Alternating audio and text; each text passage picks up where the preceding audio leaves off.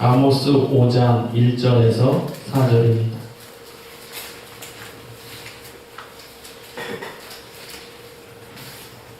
무서운 말씀입니다. 윤영이 과자까지 가져오는 센스.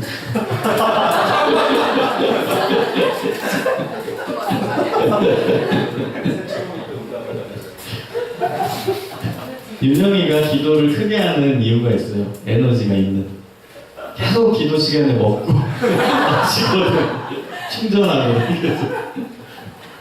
자, 함께 읽겠습니다. 5장 1절에서 4절 시작. 이스라엘 족속아, 내가 너희에 대하여 맹가로 지은 이 말을 들으라. 소년 이스라엘이 엎드려졌으며 다시 일어나지 못하리로다. 자기 땅에 던지우며 일으킬 자 없으리로다. 주 여호와께서 가라사대 이스라엘 중에서 1000명이 나가는 성읍에는 100명만 많고 100명이 나가서 10명만 남으리라 하셨느니라. 여호와께서 이스라엘 족속에게 이르시되 너희는 나를 찾아라 그리하여 살리라. 아멘. 오늘은 한결같은 신앙, 잘 나갈 때 잘 섬기십시오 라는 제목으로 말씀을 증거하겠습니다. 여러분 축구 좋아하는 우리 남자도 있고 여자도 있을 텐데 남자들 많이 좋아하죠? 한국 대표적인 축구 선수가 있었습니다. 과거형입니다. 첫 번째 선수는 박지성이고 두 번째 선수는 고종수입니다. 비슷한 시기에 뛴 경험도 있습니다. 두 선수가. 박지성 선수는 우리가 잘 알듯이 2002년 월드컵 때 완전한 스타가 되었습니다. 사실 그는 천부적인 재능을 가졌던 축구 선수는 아닙니다. 예전에 제가 감동받았던 광고, 박지성 광고가 뭐였냐면 평발이었다는 거, 그 다음에 노력으로 승부를 걸었다는 거, 그래서 세계적인 선수가 되었다는 거예요. 맨유에서도 제일 많이 뛰는 선수, 다시 말하면 성실한 선수였죠. 제일 많이 뛰어. 성실하다는 뜻이잖아요. 공이 안 와도 계속 뛰어. 끝까지 뛰어. 공 달라고. 계속 뛰는 선수예요. 그래서 2006년 독일 월드컵 때는 우리나라 팀을 이렇게 불렀습니다. 박지성 팀. 그만큼 박지성의 영향력이 굉장하고 주가가 최고로 올라갔을 때입니다. 자, 독일 월드컵이 끝났습니다. 보통 우리나라는 그 언론사 또 쇼 프로그램이 뭐 동계올림픽을 하던 하계올림픽을 하던 끝나면 스타가 나오잖아. 그럼 막 쇼 프로그램에 막 초대해서 나오고 막 하잖아요. 뭐 김연아도 그러잖아요. 아니나 다를까 독일 월드컵 끝나자마자 이제 박지성을 계속 부르는 거예요. 쇼 프로그램에서 좀 나와달라 계속. 그때가 전성기였거든요. 근데 제가 그때 박지성 선수가 참 멋지다는 생각을 했던 것이 그 쇼 프로그램에 안 나왔습니다. 그리고 영국으로 바로 출국했습니다. 그리고 출국 직전에 공항에서 이런 말을 남겼습니다. 저는 영국으로 돌아갑니다. 저는 축구에 헌신할 겁니다. 그리고 나갔어요. 멋있지 않습니까? 가장 잘 나가고 주가가 올랐을 때 텔레비전 나와가지고 쇼 프로그램 계속 등장하고 그래가지고 인기를 더 누리고 그리고 다른 외적인 부분에 있어서도 자기의 영향력을 충분히 발휘할 수 있었음에도 불구하고 그 당시에 바로 출국해서 세계적인 팀 맨유에서 열심히 갈고 닦고 뛰고 또 뛰어서 지금 우리가 아는 박지성 선수가 되었습니다. 자, 또 다른 선수는 제가 이 선수도 굉장히 좋아해요. 근데 아쉬워합니다. 많은 우리 남자들이 아쉬워하는 선수가 있어요. 고종수 선수입니다. 이 선수는 한마디로 우리나라 축구 역사상 나오기 힘든 축구 천재입니다. 프로축구에서 중앙선에서 골을 넣은 적도 있는 아주 재능이 탁월한 킥력이 좋은 선수입니다. 이 사람도 동일하게 2002년 한일 월드컵 직전 최고의 전성기를 누렸어요. 그러니까 조금 선배죠. 박지성보다 조금 선배인데 히딩크 감독 아시죠? 히딩크 감독이 이제 부임했습니다. 2002년 월드컵 팀을 구성하려고 가장 먼저 발탁했던 사람이 고종수였습니다. 그만큼 그는 스타였어요. 그래서 언론에서도 고종수가 2002년 팀을 이끌 거라고 해서 언론의 하마평에 계속 올랐어요. 고종수가 주장이고 고종수가 다 이끌고 가. 심지어 그때는 고종수 팀이 구성될 거라고. 그런 식으로 언론 플레이를 했고 히딩크 감독도 고종수를 제일 먼저 뽑았습니다. 그리고 첫 번째 평가전, 히딩크 감독하의 첫 번째 평가전의 골도 고종수가 넣었습니다. 근데 그때부터 이 사람이 변해지기 시작했어요. 조금 거들먹거립니다. 그 전성기 때 이제 2002년 월드컵을 한참 준비해야 될 그 시점에 쇼 프로그램에 계속 나옵니다. 텔레비전에 계속 나와요. 심지어 훈련장에서 도망까지 쳤습니다. 훈련 받기 싫다. 나 같은 천재가 왜 훈련 받아야 돼? 난 구속 받기 싫다. 하고 도망가서 텔레비전에 나와요. 쇼 프로그램에 나와요. 그래서 운동을 게을리했어요. 그래서 2002년 월드컵 직전에 십자인대 파열이라는 부상을 입게 됩니다. 그리고 그의 축구 인생은 거기서 거의 끝났어요. 그 이후에 다시 재기하려고 노력했지만 결국 안 됐습니다. 그래서 우리의 추억 속에 남겨진 안타까운 스타입니다. 자, 여러분 우리 인생 가운데서도 전성기라고 표현할 만큼의 잘 나가는 때가 와요. 지금이 전성기인 사람도 있죠? 진우야, 그치? 늘 전성기. 늘 전성기, 그렇지. 항상 전성기 같아요. 진우의 매력인 것 같아요. 항상 전성기 같은 모습.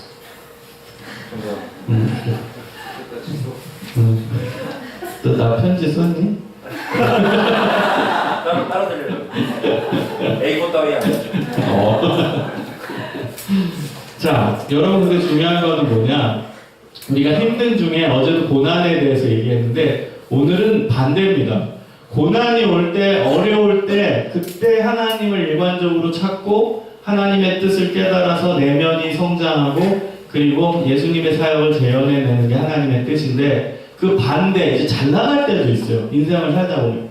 그 잘 나간다는 게 굳이 뭐 내가 무슨 어느 좋은 직장에 갔다 뭐 갑자기 뭐 얼마 너 100억을 벌었다 이런 잘 나감이 아니라 일상생활 속에서도 잘 될 때가 있어요. 그렇죠? 갑자기 윤영이가 성적이 막 갑자기 오른다든가 뭐 그런 잘 될 때가 갑자기 생겨요.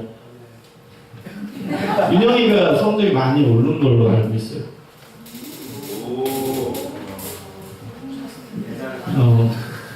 옛날에 너무 안 좋았다. 나랑 상담 많이 받았어요, 성적 때문에. 자, 그래가지고 잘 될 때가 이제 생겨요. 일상생활을 살다 보면. 근데 놀라운 것은 그럴 때 하나님을 잊어버리는 사람이 참 많아요. 편안해졌을 때 이상하게 하나님 생각이 안 나. 좋을 때 하나님이 생각이 안 나는 사람들이 꽤 많아요. 그게 인간의 심리입니다. 그래서 여러분 예수님이 이런 말씀을 하시죠. 부자가 천국에 들어가기를 비유로 어떻게 들죠? 낙타가 바늘 구멍에 들어가는 것보다 어렵다. 이거 비유예요, 비유. 그 의도가 뭘까요? 하나님의 의도. 그만큼 가진 게 많으면 하나님을 의지하기가 쉽지 않다는 얘기겠죠. 그러나 동시에 오늘 주제와 연관을 지으면 잘 나갈 때, 부자는 잘 나가는 사람이죠. 잘 나갈 때 하나님을 생각나고 하나님을 찾기가 쉽지 않다. 이상하게 우리 심리 속에 잘 될 때는 내 탓. 나 때문에 잘 되는 거야. 내가 잘해서 그렇지. 내가 좀 능력이 있지. 그지? 그래서 잘 나가는 거지 뭐. 그래. 나 정도 되니까. 자기한테 공을 돌려요. 사람은. 잘 될 때는. 안 될 때는 누구한테 돌릴까요? 저놈 때문에. 저놈 때문에. 그러다 결국 하나님 때문에. 그게 우리의 심리예요. 안 될 때는 내 탓을 안 해요. 옆 사람 탓을 돌리다가 하나님께 돌리죠. 그게 우리의 모습이에요. 자, 열왕기상 3장을 보면 솔로몬의 신앙이 나오죠. 이 부분은 여러분이 듣고 들어서 정말 여러분 마음 가운데 꼭 새겼으면 좋겠어요. 제가 반복해서 이 내용은 자주 얘기를 합니다. 솔로몬의 신앙은 어떤 신앙이었냐? 잘 나갈 때 하나님을 찾았던 신앙입니다. 열왕기상 3장 4절에 왕이 제사하러 기브온으로 가니 거기는 산당이 큼이라 솔로몬이 그 제단에 1000번제를 드렸더니 1000번제 하나님께 1000번 예배를 드렸다는 거예요. 뭐 학자에 따라서는 뭐 1000일 동안 이제 하루하루 드렸다. 그 다음에 하루에 1000마리의 양을 드렸다. 다양한 해석이 있지만 어쨌든 대단한 겁니다. 근데 이때는 왕이 되고 나서입니다. 어떤 최고의 반열에 올랐을 때, 잘 나갔을 때, 그때 변함없는 신앙으로 하나님께 예배를 드리고 하나님께 가장 귀한 것을 드렸다는 거예요. 그러니까 하나님이 그 한결같은 신앙을 보시고 감동받으셔서 솔로몬에게 나타난 거야. 그리고 여러분이 아는 내용. 너 뭐 줄까? 아, 하나님 지혜로운 마음을 주세요. 지혜 주세요. 그 내용인 거예요.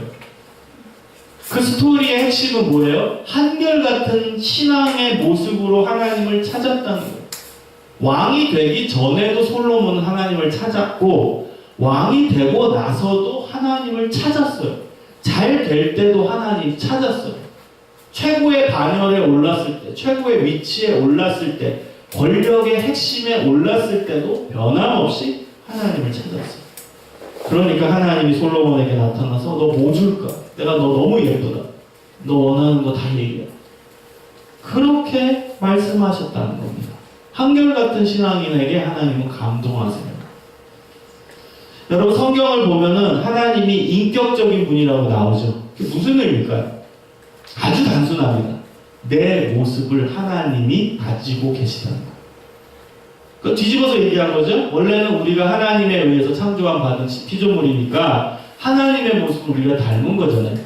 근데 그거를 유추해 보는 거죠. 거꾸로. 아, 내 모습이 하나님에게 있구나. 그게 성경에서 표현된 하나님은 인격적인 분이라는 뜻이에요. 인격. 사람의 성격을 가지고 있다는 거예요, 하나님은. 결국에 그게 하나님의 성격이었죠. 우리가 닮은 거고.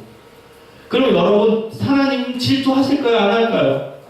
하세요. 성경에 보면 하나님은 질투하신다, 질투의 불이다, 이런 표현까지 있어요. 하나님도 질투하세요. 이스라엘 백성들이 하나님만 안 섬기고 다른 신에게 기웃기웃거리고 제사하니까 하나님 뭐라고 얘기해요?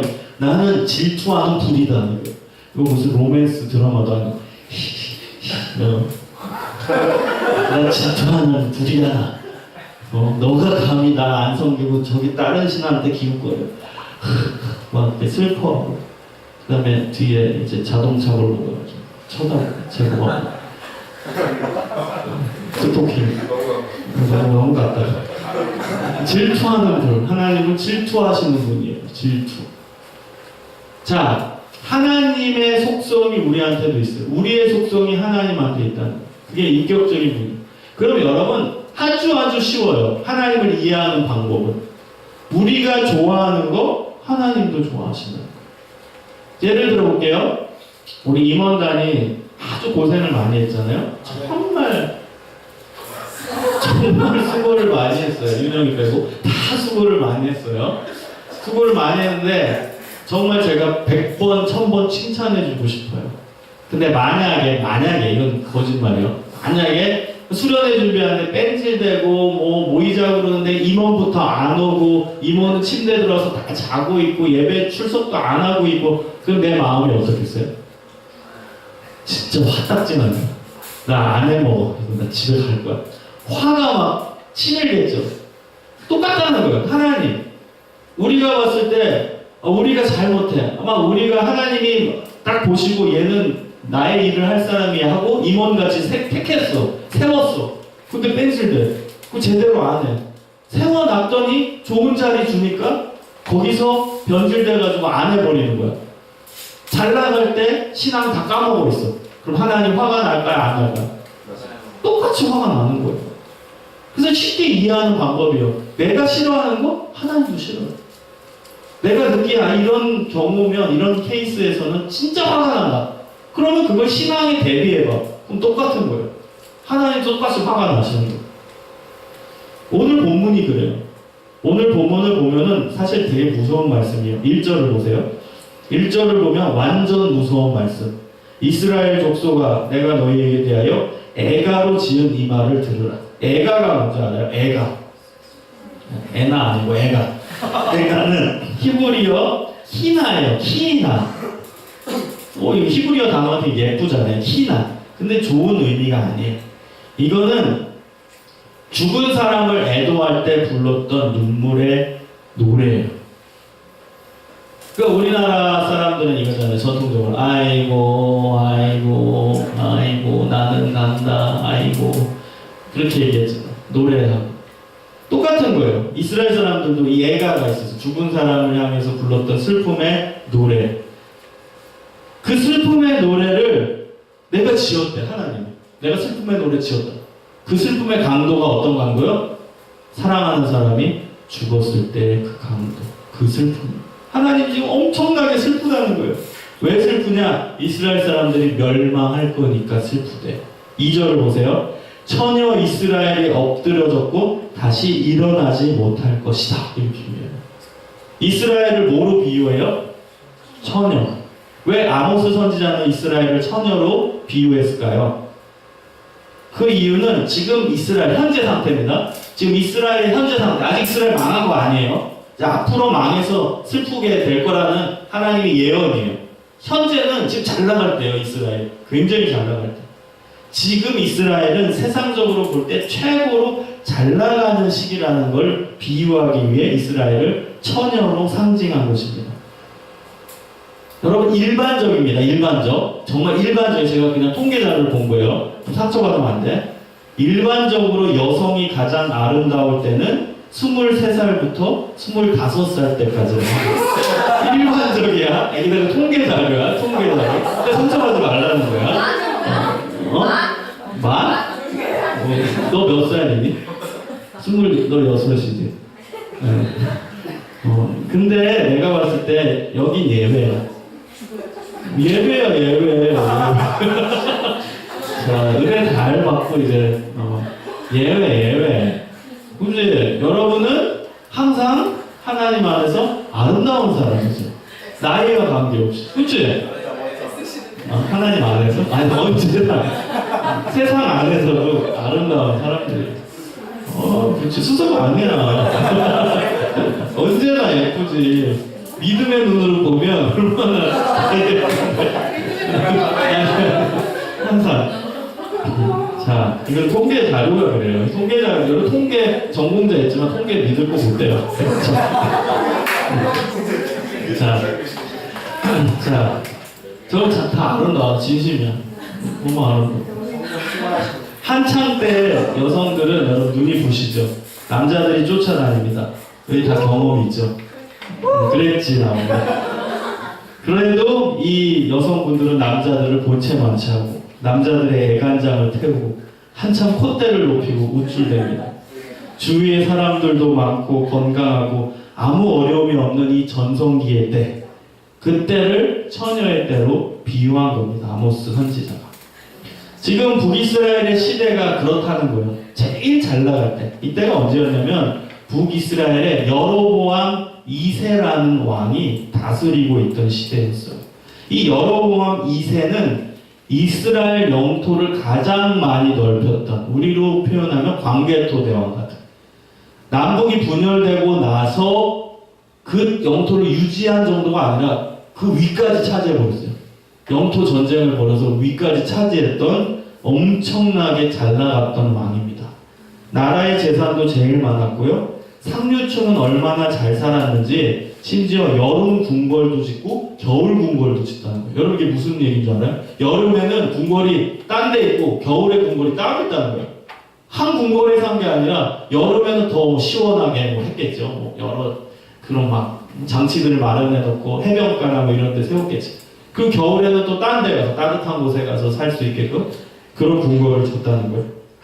게다가 그 당시에는 보통 궁궐이 이제 돌로 짓잖아요. 근데 이 여로보암 2세가 지은 궁궐은 상하로 지었대요. 상하. 상상이 되세요? 상하궁입니다. 상하궁. 이렇게 잘 나갔어요. 돈도 많고 영토도 커지고 아무 어려움이 없었던 이 전성기 때가 바로 지금 아모스 선지자가 활동했던 여로보암 2세입니다. 근데 이상하게 아모스는 뭐라고 얘기해요? 이제 니네 망한대. 망해서 죽을 거래. 그래서 하나님이 슬퍼서 눈물을 흘리면서 슬픔의 노래를 부르실 거래요. 다시 2절을 보세요. 얼마나 심각하냐. 이스라엘의 콧대가 꺾인대. 그리고 엎드러진대. 엎드러지다에 해당하는 또 히브리어 단어는 나펠라인데 죽는 걸 뜻해요. 그냥 엎어지는 게 아니라 니네 완전히 죽었어. 니네 완전히 멸망할 거야. 그 다음에 던지움이며, 이 단어도 무서워요. 사정없이 내팽개진 상태. 한마디로 이스라엘이 내팽개치고 죽고 완전히 멸망할 거라는 뜻이에요. 그리고 한 번 더 강조합니다. 3절. 주 여호와께서 이와 같이 말씀하시되 이스라엘 중에서 1000명이 행군에 나가던 성읍에는 100명만 남고 100명이 행군에 나가는 성읍에는 10명만 남으리라. 무슨 의미일까요? 니네가 그렇게 자랑하는 군사력조차도 다 무너질 것이다. 행군하던 군대들 다 외적이 침입해서 다 죽게 될 것이다. 심판이에요, 심판. 여러분 잘 생각해봐요. 지금 이 시대라고 생각해봐요. 예를 들어 지금 이때가 우리 여로보암 2세 시대야. 최고로 국가도 평안하고 돈도 잘 벌고 국가 경제 최고로 좋고 평안하고 그 다음에 막 다 잘 사는 것 같이 보이고 세상적으로. 근데 어떤 이상한 허름한 옷을 입은 선지자가 니네 망할 거야, 너네 망할 거야, 분명히 너네 망해. 망해서 하나님이 눈물 흘리시면서 슬픔의 노래를 부를 거야. 니네 나라 완전히 멸망할 거야. 그 얘기 들을 수 있는 사람 있어요? 지금 제일 잘 나가고 우리 막 신나고 막 뭐 너무 재밌는데 돈도 많아서 뭐 살 거 다 살 수 있고 흥청망청 다 쓸 수도 있는데, 여러분 그래서 세상적으로 너무 잘 나가는 거, 세속적으로 막 풍부한 게 축복이라고 여기지 마세요. 아닐 확률도 높아요. 그게 현상적으로 똑같을 수 있거든요. 하나님이 주셔서 축복받아서 잘 될 수도 있어요. 솔직히 세상적으로도. 정말로.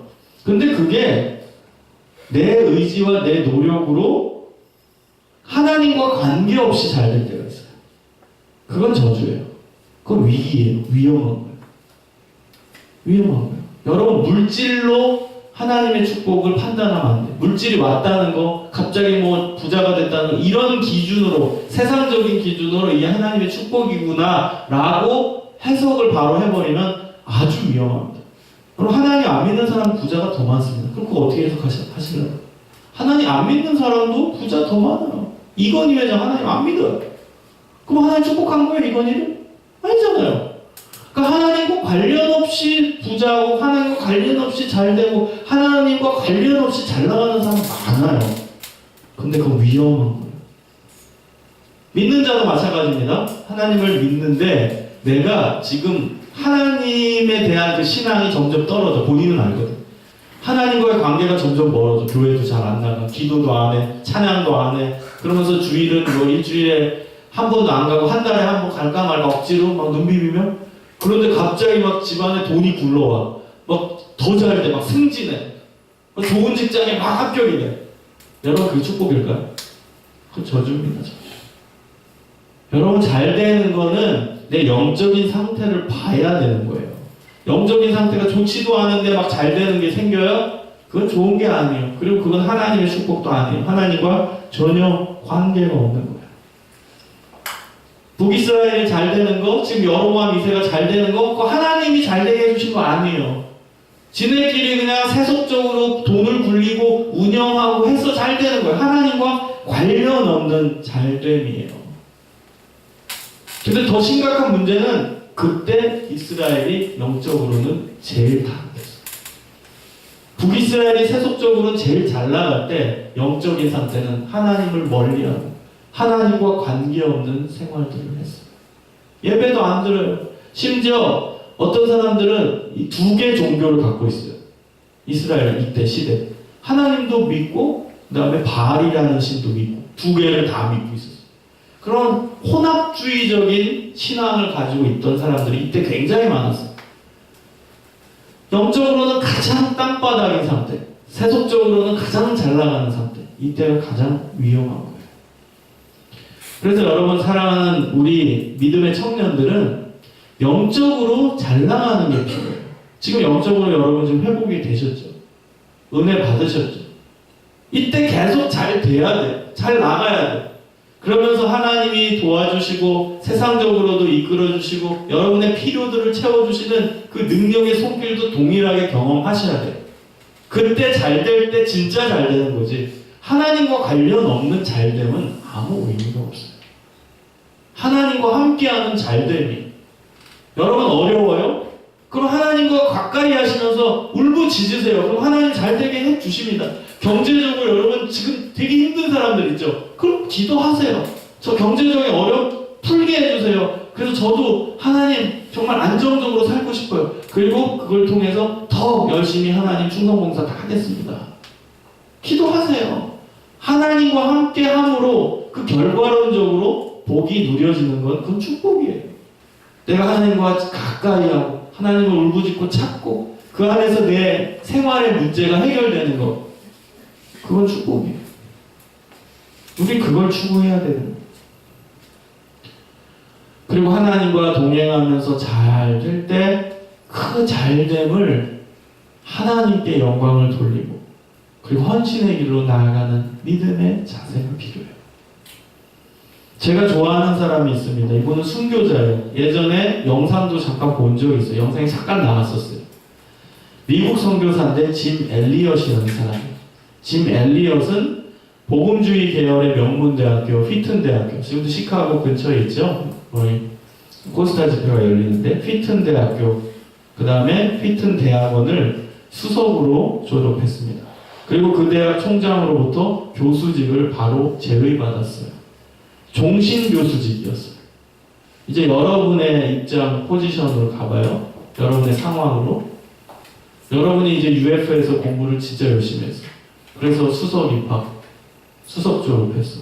최우수 논문상, 숨마쿰 라우데 다 받았어. 최우수.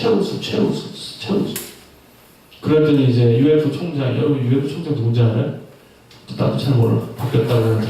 UF 총장이 전화를 한 거예요. 애나한테. 따르릉. Hello, 애나. Congratulations.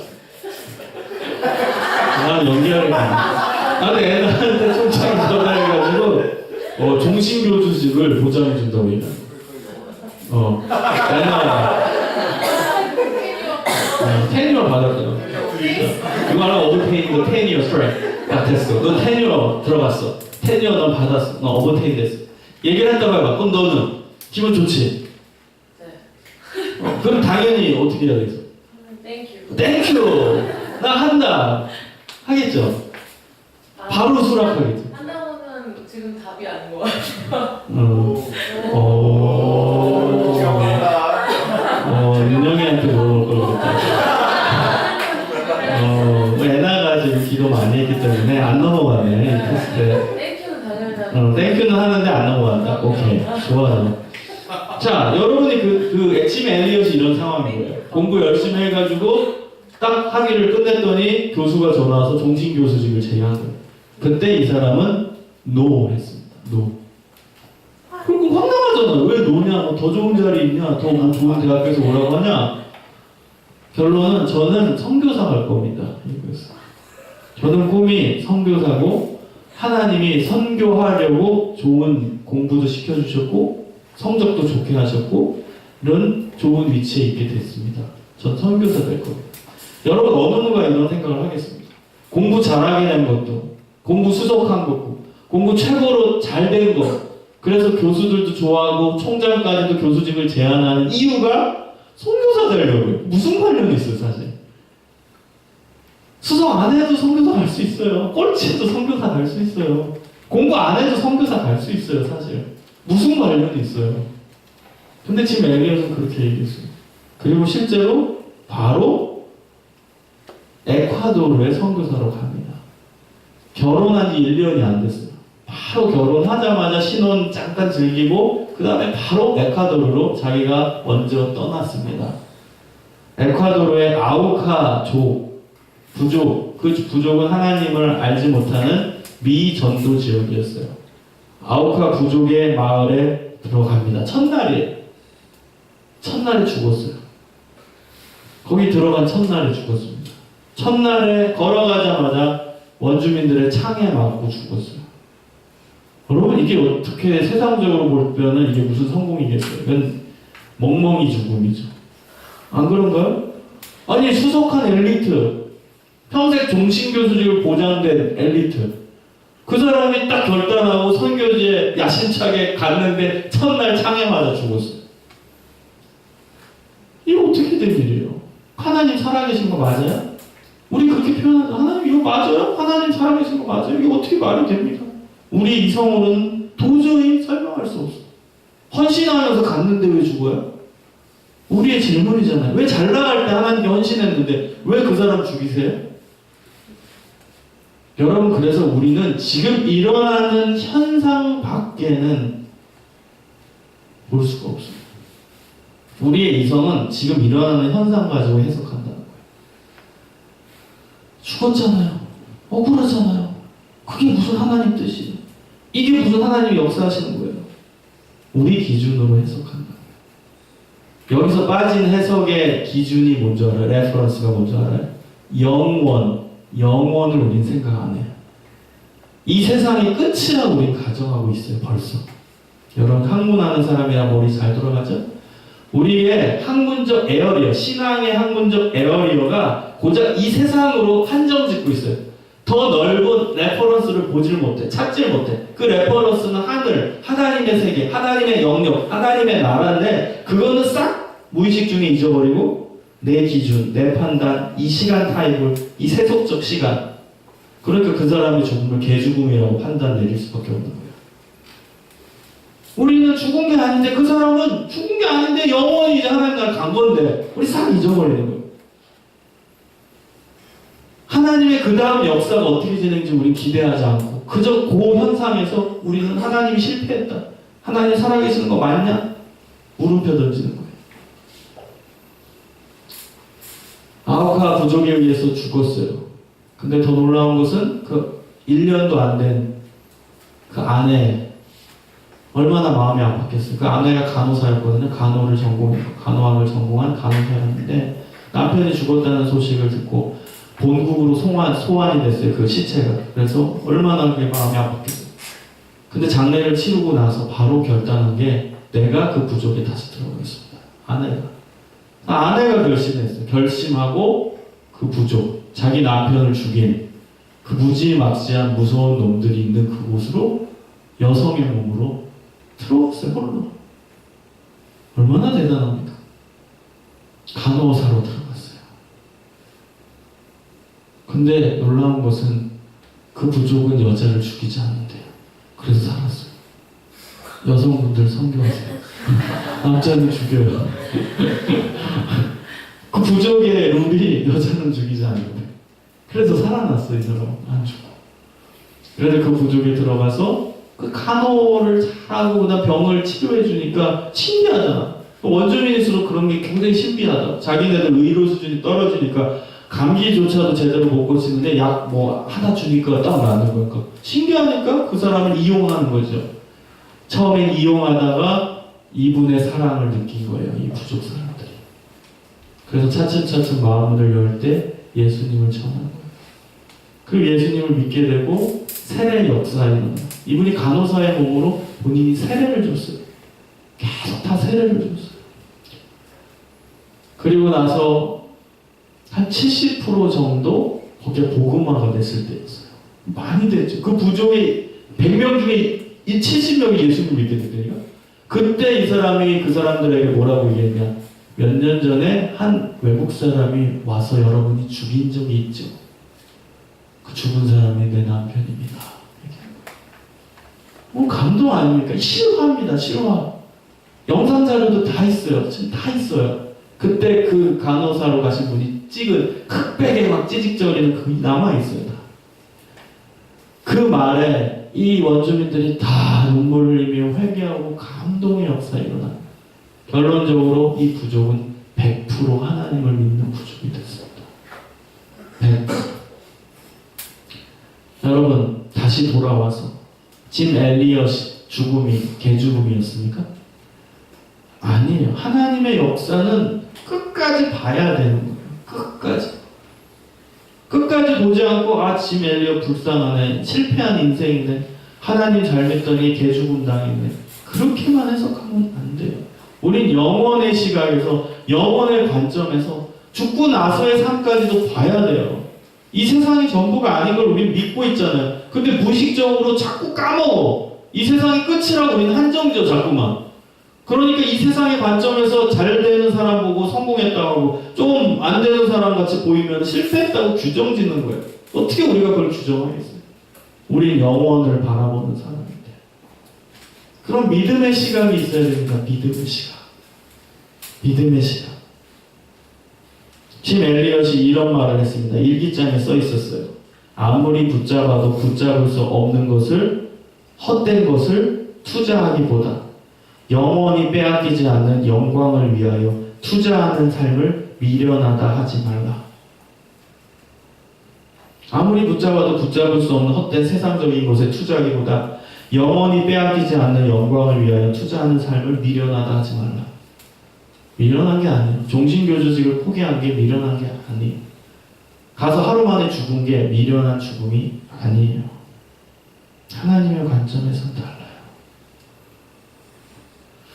이 비슷한 얘기가 저희 가정 스토리입니다. 이거는 뭐 원고에 없는데 갑자기 생각하는데 잠깐만 얘기할게요. 저희 큰 삼촌이 제가 태어나기 전에 돌아가셨어요. 저는 못 봤어요, 삼촌의 얼굴을. 그 삼촌은 정말 공부를 잘 하셨어요. 그리고 준비된 사람이에요. 하나님을 잘 믿고 하나님의 뜻대로 살고 얼마나 착하게 신실하게 사셨는지 몰라요. 저는 어릴 때 이 삼촌 얘기를 정말 많이 할머니로부터 들었어요. 너도 삼촌같이 돼야 돼. 삼촌같이 돼야 돼. 그 얘기를 정말 많이 들었어요. 신앙도 좋았고 전도하는 사람이고 이 삼촌은 항상 어딜 가나 옆 사람 보고 그냥 전도하는 거예요. 어떤 사람이고 다 전도해요. 그 대학교에 진학했어요. 공부는 뒷전이요. 전도. 그렇다고 공부 안 했다는 게 아니라 열심히 했어요. 서울대 의대에 다니셨는데 졸업을 하셨어요. 근데 의과대 다니면서도 다 전도하는 거예요. 주변 사람들 다 다니고 다 전도. 그래서 한 선교단체에 심지어 간사까지 됐어요. 저희가 이제 졸업하고서 이제 시험을 봐야 되잖아요. 의사고시를. 근데 그걸 미루고선 계속 간사 역할을 하는 거예요. 간사가 뭔지 알죠? 거기서 이제 열심히 일하면서 캠퍼스 전도를 하는 사람이에요. 그걸 계속 하는 거예요. 그러다가 결심을 합니다. 저는 세상 의사가 되기보다 이 목회자가 되겠습니다. 그리고 이제 신학대학원, 장로의 신학대학원에 들어왔어요. 그리고 1년 다니다 휴학을 하시고 군대를 이제 캠퍼스 사역하느라 늦어서 못 갔어요. 그래서 1년, 대학원 1년 때 마치고 휴학하고 군대에 갔어요. 이제 군대 가서 이제 휴가에 나오신 거예요. 여러분 휴가 때 뭐 했어요? 군대 갔던 사람. 뭐 친구들이랑 술 먹고 놀고 그러잖아요. 저희 삼촌은 그 휴가 때 친구들이랑 논 게 아니라 전도 여행을 떠났어요. 자전거 타고 전도지 들고선 전도 여행을 갔어요. 그러다가 포항 근처에서 뺑소니 사고로 돌아가셨어요. 그게 저희 삼촌의 삶이었어요. 얼마나 개죽음입니까? 아니 휴가 때 그냥 편안히 집에서 엄마가 해준 밥 먹든가 친구들 만나든가 그 전도한다고 자전거 타고 가다 밤에 뺑소니 사고로 죽어서 더 안타까운 것은 그때는 뭐 74년도였어요. 74년도가 4년도였어요. 그러니까 깜깜하잖아요. 포항 근처 뭐 가로등이나 제대로 있었겠어요? 의사의 말이 의식이 계속 있었대요. 몇 시간 동안. 근데 발견이 안 돼서 결국 죽게 됐다고. 발견만 일찍 됐으면 살 수 있었을 거라고 얘기를 해서 정말 할머니 가슴에 대못을 박았죠. 자, 어찌 보면 그거는 개죽음인 것 같아요. 근데 그 삼촌의 그 죽음으로 말미암아 저희 큰아버지가 원래 다른 일을 하시고 계셨어요. 근데 거기서 하나님을 원망하고 하나님을 싫어하고 하나님 안 믿겠다고 결단한 게 아니라 내가 이 동생이 큰아버지가 계셨어요. 저한테 둘 다 큰삼촌이죠. 이 큰아버지가 이 동생의 죽음을 보고 내가 그 뒤를 이어서 목회자가 되겠습니다. 일단 그 큰아버지가 목사님이 되셨어요. 대신해서 되신 거예요. 그리고 나서 결국 저희 아버지도 원래는 다른 쪽, 저희 아버지는 이제 외교관 쪽을 이제 나가기 직전에 결단하고 교통사고로 거기서 하나님 만나셨지만 그래서 결심을 하시고 저희 아버지도 그때 늦지막하게 제가 어릴 때 신학대학원에 들어가셨어요. 그리고 목사가 되셨어요.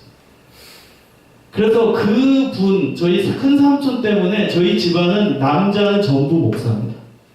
저는 그게 우리의 의지적 노력, 저도 죽어도 안 한다고 했잖아요. 근데 결론적으로는 됐잖아요. 다? 이게 삼촌의 다 영적인 영향이라고 저는 확신해요. 그분이 뿌려놓은 씨앗 때문에 저희는 불신자 가정이었거든요. 전부. 근데 그분의 뿌려진 씨앗 때문에 결국 다 복음을 전하는 사람들이 되었어요. 여러분 하나님의 세계의 관점에서 우리의 삶을 봐야 돼요. 하나님의 세계의 관점에서. 그냥 뭐 잘 되는 사람한테 나 성공했다 이고 좀 우리 기준으로 못 되는 것 같으면 실패했다. 그렇게 규정하지 마세요. 여러분의 삶도 마찬가지. 좀 잘 될 때는 아 축복받았다. 아 잘 되네. 좀 안 되면은 머리 쥐어짜고 왜 내 인생은 이거밖에 안 되냐고. 그렇게 한탄하고 짜증내고 하나님 원망하지 말라는 거예요. 자, 마지막으로 이제 구체적인 삶에 적용을 드리겠습니다. 세 가지로 나눌 수 있어요. 항상 변함없이 한결같이 하나님을 신뢰하고 하나님을 따르는 하나님이 찾으시는 사람이 되는 비결. 첫 번째, 내가 가진 좋은 것을 하나님께 드리는 삶을 사세요. 내가 가진 좋은 것. 이 적용을 실천하세요. 전성기의 의미가 뭡니까? 좋은 게 있다는 거거든요. 좋은 게 있다는 거예요. 돈이 많고 뭐가 있든 다 있어요. 지금 삶의 현장에서 여러분이 가진 좋은 것을 하나님께 드리는 훈련을 하세요. 그게 물질일 수도 있고 시간일 수도 있고 재능일 수도 있고 그걸 하나님께 드리는 훈련을 하세요. 병든 것 같은 인생의 찌꺼기를 드리지 말고 가장 귀하고 좋은 것을 드리는 삶을 사세요. 비유로 들면 생선을 드리되 가장 맛있는 부분을 하나님께 드리세요. 끄트머리 드리지 말고 다 먹다 남은 거 드리지 말고. 말라기서 보면은 이스라엘 사람들은 하나님께 예물을 드립니다. 헌금을 합니다. 바칩니다. 뭐 드렸는 줄 알아요? 우리 인간이 먹지도 않는 떡, 눈먼 것, 저는 동물, 병든 동물을 하나님께 드렸어요. 하나님이 구역질 난다고 얘기하십니다. 니네들이 먹지도 않는 떡을 주고 병든 양을 갖다 주고 이게 너네의 재물이냐? 하나님이 화가 나셨어요. 화가 나셨어요. 말라기서 1장 10절에 뭐라고 얘기하는지 아세요? 내가 너희의 손으로 드리는 모든 것을 받지 않겠다. 더럽다 해요. 더럽다. 여러분 하나님은 우리의 소중한 것을 하나님께 드려야 받으시는 분이에요.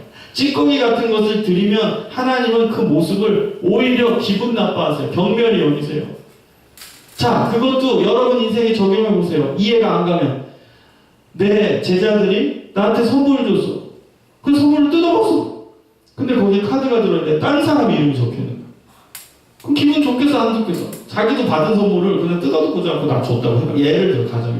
그럼 김성준 목사님 얘기가 아니라 뭐 철수야 이 선물 잘 받아라. 또 그런 카드가 들어있어.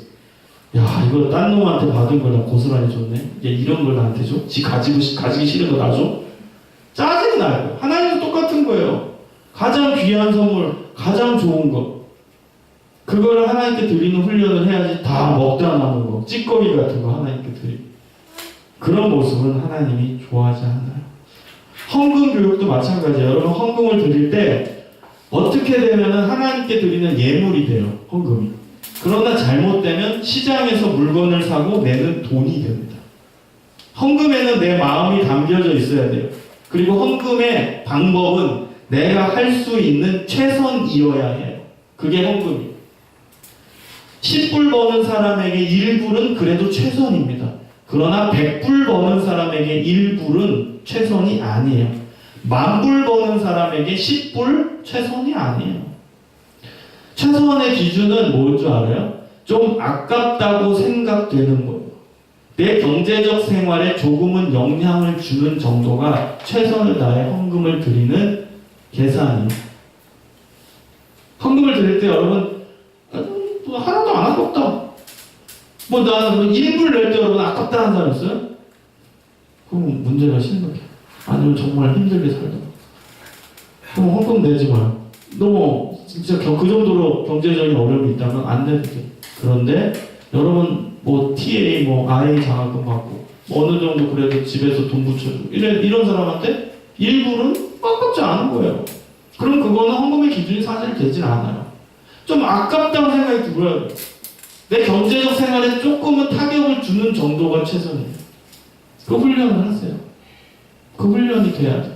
그게 하나님께 소중한 것을 드리는 거예요. 예수님께서 누가복음 21장에 부자와 과부들을 비교할 때 물리적인 액수로 비교하지 않으시죠? 최선을 다했는가 안 했는가를 보시는 거예요. 이 과부는 고작 동전 2입밖에 못 냈어요. 우리로 말하면은 50센트 정도예요. 여러분 그걸 헌금으로 냈어요.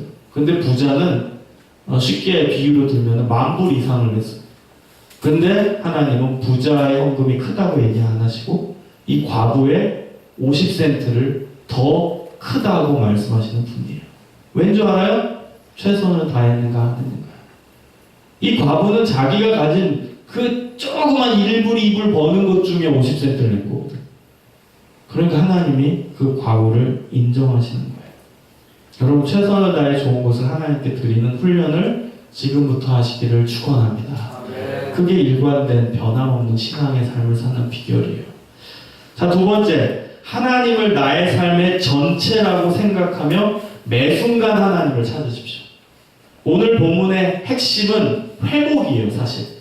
하나님은 우리가 멸망받고 죽이는 거에 관심 있는 게 아니에요. 하나님은 돌아와서 하나님과 함께 다시 사는 걸 원하시는 분이에요. 여러분, 하나님 오해하지 마세요. 하나님은 무섭고 우리 죽이시고 벌레 있는데 포커스를 맞추고 관심 있어 하는 분이 아니에요. 하나님은 돌아와서 다시 은혜 받고, 돌아와서 다시 하나님과 교제하고, 돌아와서 하나님과 다시 사랑 가운데 행복하게 사는 걸 원하시는 분이에요. 4절을 보세요. 4절에 이렇게 말씀하십니다. 너희는 나를 찾으라.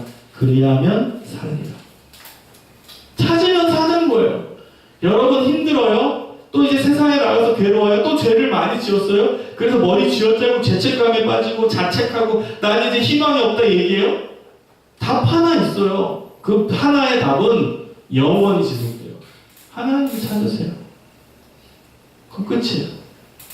계산할 거 없어요. 아, 내가 이런 죄를 졌는데 하나님이 나를 다시 받아줄까? 내가 이렇게 불쌍하게 사는데, 내가 이렇게 부족하게 사는데 하나님 또 날 받아줄까? 염치가 있지. 염치 필요 없어요. 고민할 거 없어요. 염려할 거 없어요. 머리로 여러 개 굴릴 필요 없어요. 그저 하나님 다시 찾으면 돼요. 여러분이 어떤 형편이든 어떤 삶의 모습이 있었든 어떤 죄를 지었건 다시 하나님 찾으면 끝. 그럼 살아요. 다시 찾으면 끝. 살아. 하나님은 조건 없이 받으세요. 무조건 삽니다. 무조건 살아요. 찾기만 하면 돼요. 다시 찾기만 하면. 물고기가 물속을 떠나서 한순간도 살 수 없듯이 하나님을 떠나서는 한순간도 살 수 없다. 이게 우리의 좌우명이 돼야 돼요. 근데 여러분, 미성숙한 신앙인들은 자꾸 종교 생활과 삶을 구분합니다. 여러분도 그런 사람이 있으면 지금 지워버리세요. 어떤 사람은 취미 생활 따로, 내 학업 생활 따로, 연구소 생활 따로, 그 다음 내 개인 시간 따로, 그 다음에 신앙 생활 따로. 근데 성경에서 말하는 신앙은 뭔지 알아요? 신앙 생활 안에, 그 안에 다 들어가 있는 거예요. 신앙 생활 안에 연구소 생활도 있고, 신앙 생활 안에 공부하는 학업 생활도 있고, 신앙 생활 안에 취미 생활도 있고, 신앙 생활 안에 친구와 만나는 교제의 시간도 있고. 그게 모두가 다 신앙 생활이에요. 신앙과 삶이 일치되는 거예요. 여러분, 이런 삶을 살아야 돼요. 그런 사람을 하나님이 찾으시는 거예요. 이게 제대로 안 되면은 성경책은 집에 가면은 바로 창고에 가 있다가 책장에 딱 쌓여 있다가 먼지 살짝 덮였을 때 또 일주일에 그냥 꺼내서 갖고, 이거는 이 사람은 신앙과 삶이 분리가 되는 사람이에요. 완전 분리시킨 거예요. 신앙생활 따로, 내 생활 따로, 다 따로 하는 거예요. 그건 좋은 모습이 아니에요. 다 신앙생활이에요. 공부도 신앙생활 안에 있어. 공부 왜 해요? 여러분 공부 왜 해요? 이제 알죠? 사명의 길로 가려고 공부하는 거잖아요. 그 공부도 신앙생활 안에 있어요. 취미생활도 신앙생활 안에 있어요. 아, 취미생활은 내 마음대로 할 거야. 내가 마음대로 이거는 내 거야. 아니에요. 그것도 신앙의 바운더리 안에 있는 거예요. 친구 관계에서도 신앙의 바운더리가 있는 거예요. 그러면 여러분, 하나님과 항상 동행하는 거예요. 편한 친구 만났다고 막 욕이 갑자기 막 튀어나와서 또 나올 뻔했어. 막 욕하면서 편안하게 친구에 아야 이 새끼야 막 이러고 막 하고 막 욕하고 욕이 반이고 막 그러면은 그 또 친구와 신앙생활을 또 분리시켜 놓은 거예요. 친구 관계 안에서도 신앙이 작용하는 거예요. 그래서 내 말을 주의하고 그 친구를 배려하고 모든 게 다 신앙생활 안에 있는, 그것이 바로 하나님이 나의 삶의 전체라고 고백하는 사람이에요. 로마서 12장 1절에 보면 그러므로 형제들아 내가 하나님의 모든 자비하심으로 너희를 권하노니 너희 몸을 하나님이 기뻐하시는 거룩한 산제물로 드리라. 이는 너희가 드릴 영적 예배행이라. 우리의 삶 전체가 하나님께 올려드리는 예배래요. 여러분의 공부가 예배입니다. 공부하는 자리가 예배당이에요. 이제 여러분 어떻게 공부해야 되는지 알겠죠? 예배 드리는 마음으로 공부하세요. 집중하시고 간절히 하나님을 찾으면서 공부하고. 여러분 하나님과 동행하는 공부를 생각 왜 안 해요? 왜 여러분 공부가 지겹다고만 생각하십니까? 왜 공부가 머리 쥐어짜는 것이라고만 생각하냐고. 이제 시각을 바꿔. 자, 따라해 보겠습니다. 하나님과 동행하는 공부. 하나님과 함께하는 연구. 해봐, 돼. 공부하기 전에 정말 간절히 기도하면서 하나님 힘주세요. 하나님과 동행하는 공부가 되고 싶어요. 집중하면서 그 안에 하나님의 사랑 안에서 평안을 누리면서 제가 집중해서 공부할 수 있게 해주세요. 기도하고 해, 공부. 그 평안할 때 집중이 돼. 하나님이 도와주시는 능력, 힘이 느껴진다고. 그러면서 공부해봐. 잘 될 수밖에 없어. 정말요. 해봐요, 그렇죠. 하기 싫은 공부, 짜증나, 이러고 공부해요. 뭐가 되겠어요? 짜증 가운데 하나님 역사 안 해. 하나님, 저와 함께 하셔서 이 공부가 사명을 위한 공부가 되게 하시고, 사랑 가운데, 평안 가운데 저를 안아주시고, 하나님을 느끼는 공부가 되게 하소서. 그럼 공부하세요. 삶의 전부가 하나님의 거예요. 여러분의 인생도 다 하나님의 거. 여러분의 길을 하나님께 맡기세요. 미래 맡기. 작은 것뿐만 아니라 모든 걸 맡기세요. 작은 것까지 다 맡겨요. 시편 37편 5절에 내 길을 여호와께 맡기라. 그리하면 저가 이루시고 여러분의 길을 다 하나님께 맡겨요. 하나님이 여러분 삶의 전체. 마지막 세 번째입니다. 따라해 보겠습니다. 젊을 때부터 헌신합시다. 우리는 지금 젊은이입니다. 그쵸? 나 여기 늙은이다. 손 들어봐요. 없잖아. 다 젊은이에요. 다 젊은 사람이에요. 여러분 젊어요. 아까 우리 뒤에 있는 나이가 이제 평균 35세 되시는 늙으신 분들이 막 이런 거 하잖아. 아이고 하면서. 늙은 게 아니에요. 무슨 35, 36이 뭐가 늙어요. 이 안에서야 좀 나이 많아 보이는 거지. 팔팔한 젊은이에요. 젊은이. 아멘. 진짜 젊은이에요. 우리는. 할렐루야. 정말로 변화요. 하나님 앞에 우리는 젊은이에요. 젊을 때부터 여러분 헌신을 다 하세요. 젊을 때부터 하나님께 헌신하는 훈련이 해야지 뭐 나중에 안정이 되고 나중에 경제적 여유가 되고 나중에 결혼도 좀 하고 그때 가서 헌신할게요 라고 이야기하면 안 돼요. 내가 봤을 때 여러분 총각 때, 처녀 때, 딸린 자녀가 없을 때 그때 더 헌신할 수 있어요. 그때 오직 하나님만 신경 쓰고 헌신하기가 훨씬 쉽습니다. 아멘. 너 결혼했잖아. 둘이 같이 헌신해. 애가 없을 때. 둘이 같이 해. 싸우지 말고 너네. 싸우지나 마 너네 둘. 자, 제가 이제 교제를 좀 나누는 이제 믿는 이 교수님들이 있어요. 뭐 여기도 있고 한국에도 있는데 제가 그분들이랑 교제하면서 제일 안타까운 게 뭔지 아세요? 이분들은 신앙인이에요. 그래도 하나님 잘 믿는 사람이에요. 그러니까 선교에 관심이 많더라고요. 저도 선교에 관심이 많은 교수들이 이렇게 많다는 게 놀랐어요. 근데 어저께 내가 그 비전 중에 하나 있었잖아. 그러니까 교수들을 선교사에 딱 보내는 거. 그 교수들 중에 선교에 대해 얘기하고 관심 있어 하는 사람이 참 많아. 근데 공통점이 뭔지 알아? 맞아. 다 은퇴하고요. 그리고 자녀들 다 장가시집 다 보내고. 그리고 노후 자금으로 그때 간다는 거예요. 넉넉했을 때. 노후 자금 다 쌓였을 때. 여러분 그 마음도 귀하긴 해요. 근데 단도직입적으로 그게 무슨 선교입니까? 또 다른 자기 만족을 위한 노후지. 안 그래? 인생을 정리하면서 뭔가 의미 있는 것을 해보고 싶은 그 욕망이 우리한테 다 있거든. 믿건 안 믿건. 욕망을 실현하는 것 뿐이지. 자기 인생을 정리하면서 좀 더 내가 이런 가치 있는 인생을 살았다는 그 만족감을 얻으려고 하는 거지. 그게 무슨 선교예요? 다 누리고 나서 헌신하겠다는. 젊을 때 교수로서 안정적인 직업, 안정적인 돈 다 누리고 그 다음 다 끝나고 나서 선교한다는 게 말이 돼요? 저는 좋아하지 않아요. 제가 아는 사람 중에 유명 변호사가 있어요. 근데 동시에 목사님이에요. 이분은 젊은 시절에 변호사가 됐어요. 유명 변호사예요. 검색하고 나오지만 프라이버시상 얘기 안 해요, 이분. 젊은 시절 변호사로 벌 것 다 벌고 누릴 것 다 누렸어요. 그 다음에 이제 나이가 이제 거의 이제 60 이제 넘어가. 그때 신학대학원에 갔어.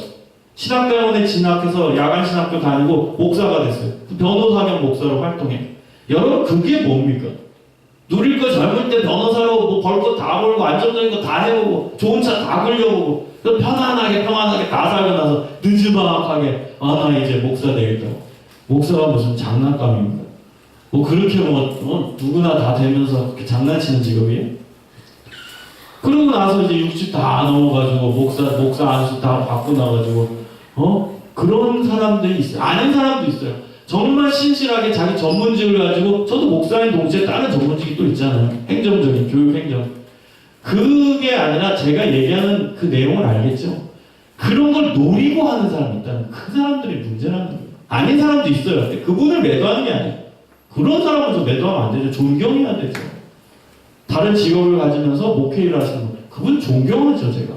근데 제가 얘기하고 싶은 분은 의도하고서 누릴 거 다 누리고 의도하면서 내가 노지막하게 자신의 과거, 자신이 잘못했던 것을 이제 속죄하는 마음으로 목사가 되시는 분이 있어요. 참 그런 심리가 우리한테 있잖아. 느지막하게 이제 목회자가 성직자가 되면 내 과거에 막 하나님 없이 살았던 그게 이제 뭐라고 할까요? 다 이제 없어지지 않을까? 그런 심리로서 목사가 되시는 분이 있어요. 제가 얘기하는 이 변호사분이 그런 사람이에요. 그리고 나서 하나님께 헌신할 때 나는 이제 목사가 돼서 하나님께 헌신해요. 할아버지가 되죠.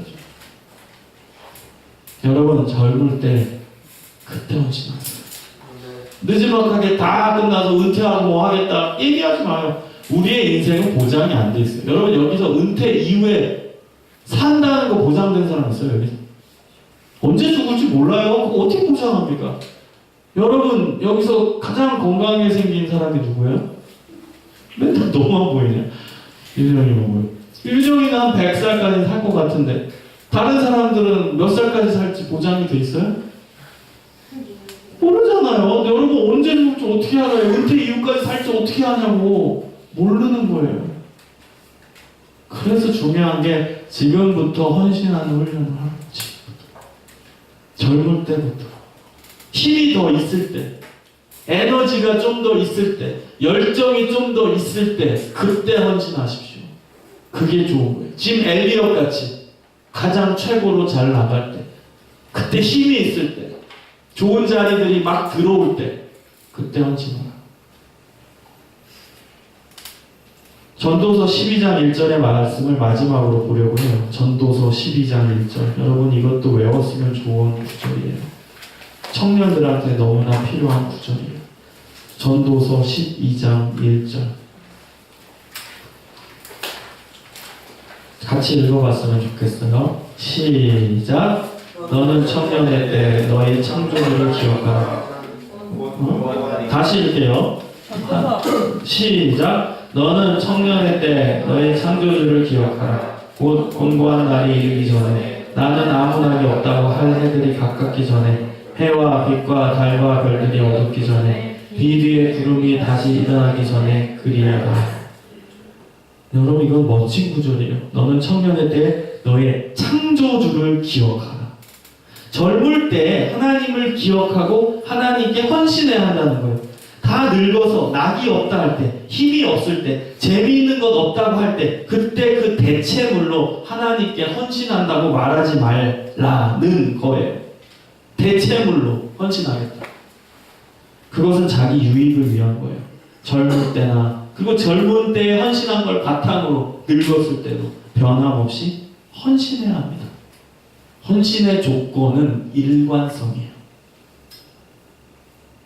헌신의 조건은 일관성이에요. 젊을 때 헌신한 걸 가지고 이제 늙어서도 동일한 헌신을 하는 거예요. 젊을 때 딱 지 맘대로 놀다가 늙을 때 그때 헌신하지가 아니라 젊을 때부터 헌신한 그 일관성으로 끝까지 헌신하는 거예요. 하나님 나라를 위해서. 은혜도 마찬가지예요. 여러분 오늘 은혜 받았죠? 어제 은혜 받았죠? 일관성 있게 지속이 돼야 돼요. 오늘은 은혜 받았다 이제 집에 가면 완전히 또 하나님 없는 생활에 내가 마음대로 생활해. 성경은 들춰보지도 않아. 기도의 기자도 꺼내지 않아. 그렇게 또 일주일을 또 살다가 그냥 또 친구 만나고 밥 주니까 또 그러다 또 좋은 뭔가 이렇게 하고 교회 또 나와. 여러분 그러면 안 돼요. 여러분 은혜 받았으면 그 일관성 있게 하나님 앞에 하나님을 찾는 훈련을 하시기 바랍니다. 우리 말씀을 마치겠습니다. 말씀을 마치면서 같이 따라해 봤으면 좋겠어요. 잘 나갈 때, 평안할 때, 지금 하나님께 헌신합시다. 하나님께 귀한 것 드리는 훈련을 합시다. 힘이 있을 때, 열정이 있을 때, 더 하나님을 잘 섬기십시다. 그런 사람을 하나님이 찾으십니다. 여러분이 그 사람입니다. 기도하겠습니다.